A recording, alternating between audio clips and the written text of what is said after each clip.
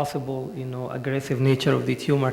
It was perfectly fine here to do 4 weeks follow-up, because this is not a patient that you do a local therapy and leave him for 3 months. So short-term follow-up is critical. So if you have 10 patients like this, 5 of them would progress. You'll see them in 4 weeks, and then you see more lesions or the AFP is going up. That's when I would start systemic therapy. But in this case, I wouldn't, because 4 weeks later he got excellent response. I would go after the area left, and then I would follow up, also short-term follow-up. So this residual region, we decided to do percutaneous CT-guided radiofrequency for such a lesion, the residual one, and this is appearance after CT-guided ablation of the residual area. Here the lesion is completely ablated, and the alpha-fetoprotein dropped more to 8 nanogram. Dr. Osama, please, I want to ask a question. Is it easy to do that residual part, crescentic residual part by RF after, in this case? CT-guided? CT or ultrasound guided, it is crescent. Is it easy or needs an expert hand? Actually, the ultrasound guidance is theoretically is more difficult, but sometimes we do it by experience and by imagination. You know which size of the which area of the lesion which is has the viable tissue, and we go by imagination or by CT guided directly on it. It's not difficult. Yes. You thought it was too big for alcohol? Too big for alcohol, the lesion? Alcohol. The alcohol, CT or ultrasound guided? No, it doesn't matter. I mean, why? The problem of alcohol in ultrasound guided, you have no, you will not know which part of the lesion you will inject. But when you ablate, you can ablate a larger area, so sure you ablate the lesion. I can see Antonio's point. We get really worried about the subcapsular lesions larger than 2 centimeters. So it goes back again to your level of comfort. I think this patient, if it was seen at your center hours, would have had TACE or Y90. But here, I think their experience is amazing with ablation, so that's why it worked in their hands. With Y90, this patient would have had one procedure and forget about it. And not even surgery. Yeah, finish the problem forever. You're absolutely right. So we always joke in the US about, You give Y90 to this patient, and if you inject Y90 to this patient, Y90 in a segmental fashion, not the whole liver, just the segment, selective catheterization, that segment disappears and the tumor with it. No radiofrequency, no alcohol, no surgery, nothing. But in this country, but costs $20,000 maybe? No, it costs I don't know how much surgery plus radiofrequency plus whatever costs. If you start summing up plus the hospital stays. I don't know. But I don't know how much it costs. I think it's cheaper here to do. We have very cheap surgery here, sir. No, but take care. Even if you do radiation segmentectomy, this cirrhotic liver, the recurrence in the rest of the liver is there. And the possibility of transplantation is always there. So you didn't negate the need for future transplantation. This should be followed up even after your Y90. Yeah, I mean any treatment that you do to this patient, the risk of tumor appearing elsewhere is present. So I don't think that's going to. So when you do 120,000 and then transplant, it will be. When you do Y90, you can do any other treatment you wish after that. It doesn't close you any doors. What I'm saying is, if you do radiofrequency, you still have the risk of more tumor appearing. If you do alcohol, the same. If you do Y90, the same. That's why we follow them all the time. Yeah, so this risk never disappears. It's like, it's always present because it's. You said, I solved the problem for his life. No, for that. This tumor. Yeah, for that tumor. Not the problem of the patient. Oh no, he's a cirrhotic patient with varices. He's going to. We know what's going to happen to him. I just want to, when you finish the case, to challenge a little bit from the surgical point of view with Serge and Olivier. I don't know that So the message we wanted to deliver is that percutaneous radiofrequency should not be performed in lesions close to the intestine for fear of perforation. Operative or laparoscopic radiofrequency could be performed for those lesions. For 2 minutes, I agree generally that there is no liver resection in the presence of portal hypertension. But this has been challenged by many papers, and I will need Olivier and Serge to comment on this, that if you have a child A patient, a peripheral tumor that's subcapsular 4 centimeters, even in the presence of mild portal hypertension, resection could be done safely with experienced hand, and this have been shown in many papers. I'm a decent surgeon, I don't argue with you a lot, and whenever I find portal hypertension, because I'm also a transplant surgeon, we say yes, it's cirrhotic, and let's do some other non-surgical modality. But I agree with Olivier what he said in the very beginning, that some cases with mild portal hypertension to moderate portal hypertension, child's A, and location, favorable location that will be easy surgery, could benefit from a resection. And again, I would say, borrow what Antonio said, I would solve this tumor, only the tumor, forever, but not the liver and not the patient. What do you think, Serge and Olivier, of that? There could be some argument to after treatment to decide small resection, liver resection. You can because with radiofrequency you did not. You could have some microvascular invasion or satellite nodule which will be active again. And also you can be helped for anatomic resection by decreasing portal hypertension with pharmacological agents such as somatostatin, a beta blocker, and so on. And at the end of the surgery, you can check the portal hypertension. And if it is elevated, you can make a ligation of the splenic artery in the aim to decrease portal hypertension.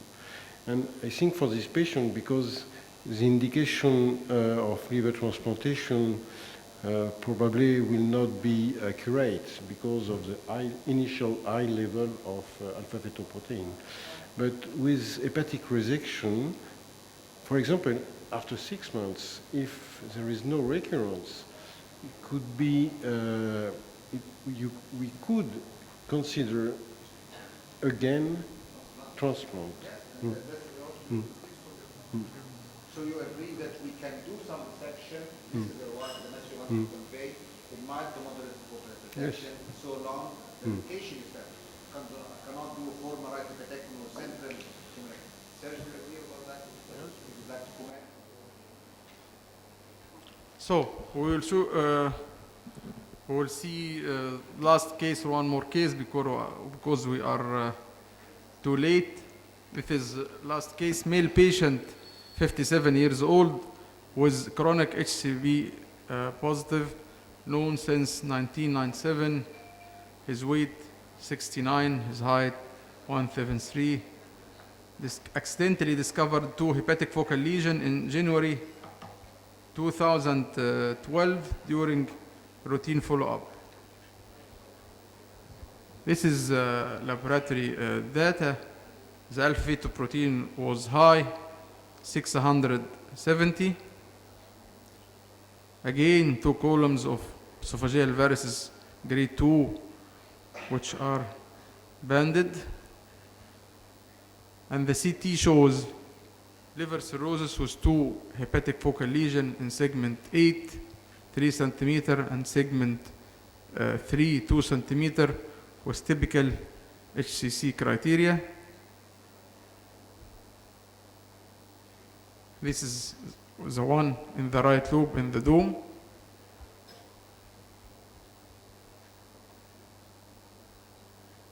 And this is the other one in the left lobe, 3 centimeter in the right lobe and 2 centimeter in the left lobe.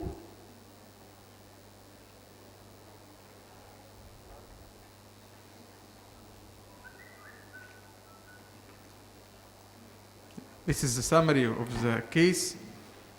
We have bilobar lesions.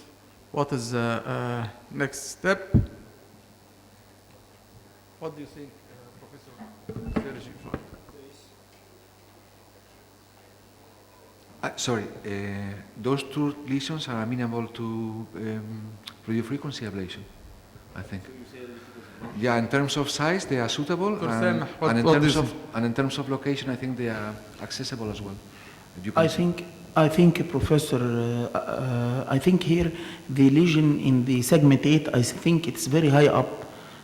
Dr. Osama, can we bring the first picture of segment 8? Yes. It's very, very high up. You see, the extension is nearly, seems to be something like exophytic, and it is very high up yes, it is very high up exophytic. You can see it appears at the first slice in the CT scan.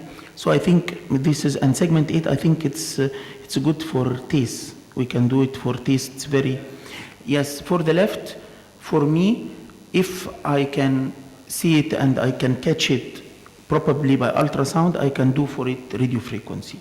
But for segment 8, I think TACE, and I think it's better to do it in 2 separate sessions, not in 1 session. So we decided to do radio frequency ablation. Actually, one point about this argument about between TACE or RF, for my opinion, if I see such lesions in the dome of the liver and by ultrasound, I can see it well-defined, capsulated, see its upper end clearly, I go directly for Hetta ablation. So by ultrasound, you can catch it probably. Yes, but the risk is, because it is superficial, is to spread the tumor to the diaphragm first, and second, to make a perforation of the diaphragm. And I saw several perforations after radio frequency at this site. even if we do a controlled ablation in such not small because you don't control anything in this site, because you cannot. I had 2 cases of patients with perforation of diaphragm which was recognized at the time of transplantation, and also I had several cases of spreading tumors at the surface of the liver at the site of puncture. So your opinion to such a lesion, My all to go straight forward to TACE? Yes. We have also an observation of a thermal destruction of a hole in the diaphragm. Sorry? We have also an observation of a hole in the diaphragm due to the heat, due to the... Okay. Dr. Osama, I want to ask you about this case. It's very high up and nearby the diaphragm, and maybe there is diaphragmatic injury for this case. This is what said by Professor Bolo. And also a pleural effusion and many other complications. Why we proceed for such a dangerous... We see the patient, saw the patient by ultrasound, see the lesion clearly. We are able to do ablation. We prefer this more curative technique. I think someone mentioned before. Actually, all these cases decisions are made by Hepatoma group, which is multidisciplinary, a challengeable case, including surgeons, oncologists, hepatologists. So the decision is always taken by a multidisciplinary team like this. I want to ask about another question. If the child classification B or A affect the decision difference between chemoembolization and radiofrequency ablation, so you may use radiofrequency ablation in this case because it's child B, or you think it is not different between the child B or A in this decision? You are right, Dr. Hisham. If we have a liver or lab like that, child B7, we try to be more local than transarterial treatment, because at that condition he is liable to decompensation. What's your opinion, Dr. Dori? Actually, in hepatoma group, we have a great experience with subcapsular and subdiaphragmatic RF ablation. I think we performed maybe more than 500 subcapsular and subdiaphragmatic cases, and we published a paper. We noticed nothing more than ablation in other areas. And I agree with Osama exactly. If we are seeing the tumor properly in ultrasound, and we feel that we can ablate every area of the tumor, if even it is subdiaphragmatic or some bulge, we routinely do radiofrequency for these cases. This does not mean that there is no complication, but also in the other lesions there is complications. But we notice that there is no more complication, no more seedling. We have patients with seedling, but these were not subcapsular lesions.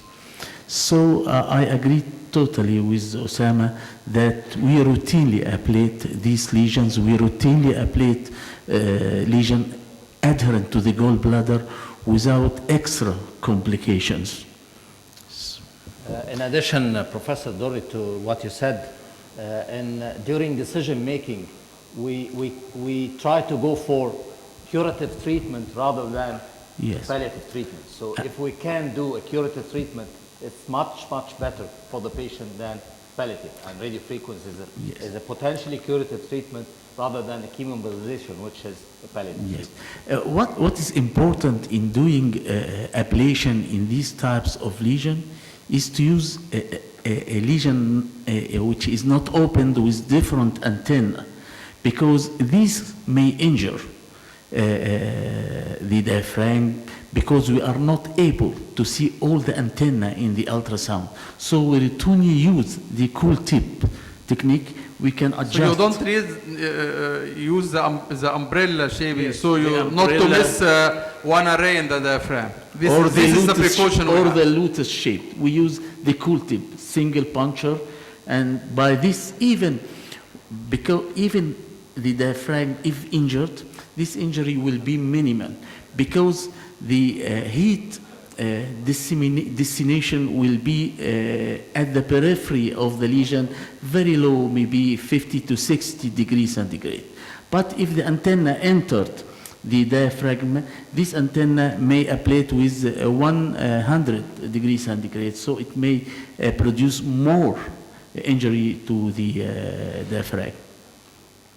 I have a quick comment on the classic argument between doing RFA versus TACE and which one is more curative than other. So if you get outside the box and look at those studies that established those definitions, so these are where the lesions less than 3 centimeters in diameter, which if you look at the biology aspect of pathology studies, any lesion below 3 centimeters in diameter is much less to involve vascular invasion. They always have the best biology. That's why the correlation is mainly due to the tumor biology more than the technique itself. And that's why if you look into, let's talk about radiation therapy, external beam, you will see the same results you're seeing with ablation for those specific lesions. Child PUA, lesions less than 5 centimeters in diameter, those patients, they have 90% actually overall survival at 5 years. And so lesions that are smaller than 3 centimeters, no matter what you do to them, most of the time they have better biology. The struggle that you will find with a lot of people is, why do you have to go for a procedure that has even 1% or 2% chances of complication, while you can do another procedure safely and you could achieve similar results? So I don't know how the radiation therapy is utilized at the group, but I would argue that some of these RFA lesions, not the one that was close to the kidney, the subcapsular, but some of those lesions could be amenable for radiation also for the same reason that you could technically ablate them with radiation safely, because they are superficial, so you don't have the risk of perforation and so on. It's just playing the devil's advocate here at some of these cases where there is risk of perforation because they're very superficial, unless you don't have any other procedure with good expertise such as yours. It's economics, isn't it? It's an economical matter. You do what's cheaper, you know, or what you can afford to do, not what's best, probably. This wording for the frequency ablation, that it is curative, it's have been mentioned only in relation to size. If you go above 4 centimeter, I would say it's not curative. It's curative only for small lesions. This is one thing. And the one in the dome is how much? 3.5. Is that, or 4? 3.5 in the dome. So it's a borderline.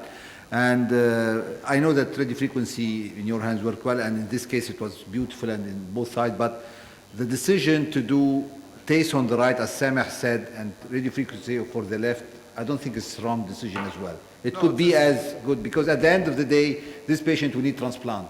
So it And is, the recurrence is very high. you are right, it's the right decision because we have... Radiofrequency is potentially curative treatment up to 5 centimeter in diameter, but with less percentage. But it can reach to complete cure up to 5 centimeter in diameter. And actually, we are, again, completely different from many of the European and American centers. What I notice, what they do, they put the needle once inside the tumor and ablate for 10 minutes or 15 minutes, and that's all. This is not our policy here. We usually do multiple overlapping ablations with safety margins. So we can ablate larger area with safety margin like the surgeon. So we are totally different from many of the centers in Europe and America where they do only single puncture for 15 minutes because they have no time. But actually, we have more time here in Egypt. So on follow-up, we got a residual lesion on the periphery, and the alpha protein dropped to 116.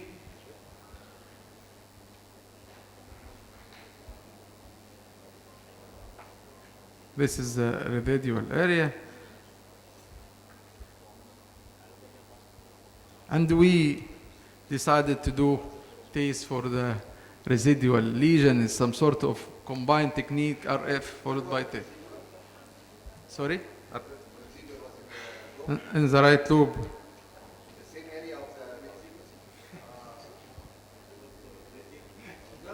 You know the case. Not Professor Dorri who do the case. It was by a junior staff. No, I performed the next chemoembolization.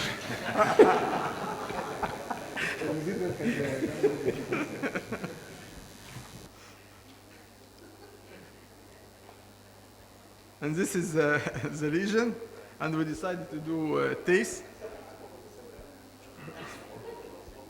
And this is the appearance of TACE. The lipidol is concentrated in the residual area.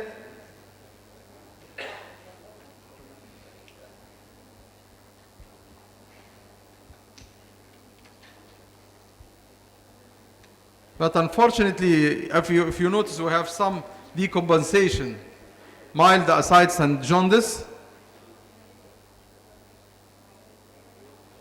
Alpha protein is 422. It's after TACE, huh? Not after radiofrequency. After TACE, yeah. Okay, this is after, okay. TACE was done safely, Okay. but RF was done safely, but Yes, TACE yes, okay. need to do compensation.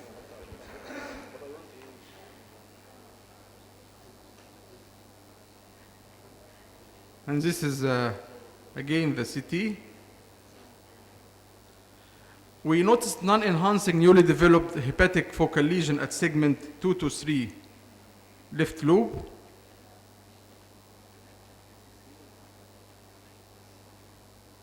You see it? CT chest and bone was free.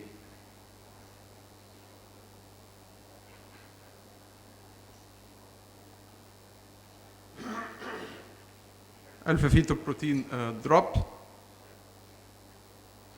This is a follow-up 1 month, 3 months, 6 months after last RF.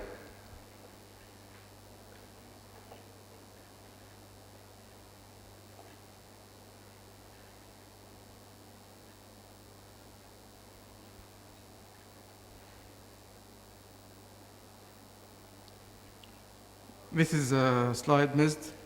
Non-enhancing newly developed hepatic focal lesion seen at segment 2 to 3, which is non-enhancing. We decided to do PET scan, which show relative activity in the left lobe, for which CT-guided RF on such non-enhancing lesion, which was easy by CT, was done.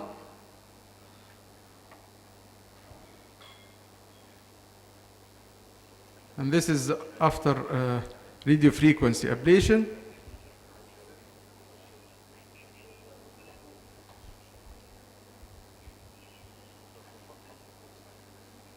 The alpha-fetoprotein dropped to 10.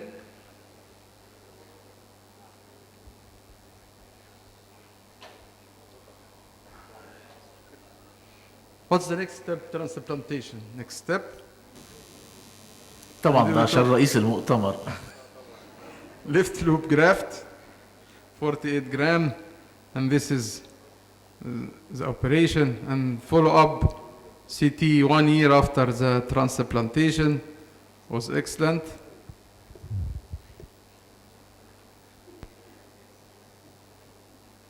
The explant pathology, 2 completely ablated focal lesion in segment 8, partial necrotic moderately differentiated HCC grade 2 in segment 2 and 3, 2 by 2 centimeter. And the message we want to deliver, transplantation may be considered after successful downstaging. Criteria for successful downstaging should include tumor size and number of viable tumors. A minimum period of 3 months is recommended before considering liver transplantation. IADL guidelines suggest that assessment should be based on amount of viable tumor tissue differentiated from necrosis by contrast CT or MRI. Thank you very much.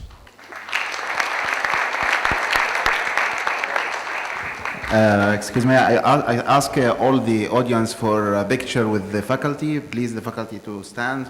And all the audience, if you want to take a picture with the faculty, please come here, and the photographer will take a photo. And the gala dinner will be at 10 o'clock.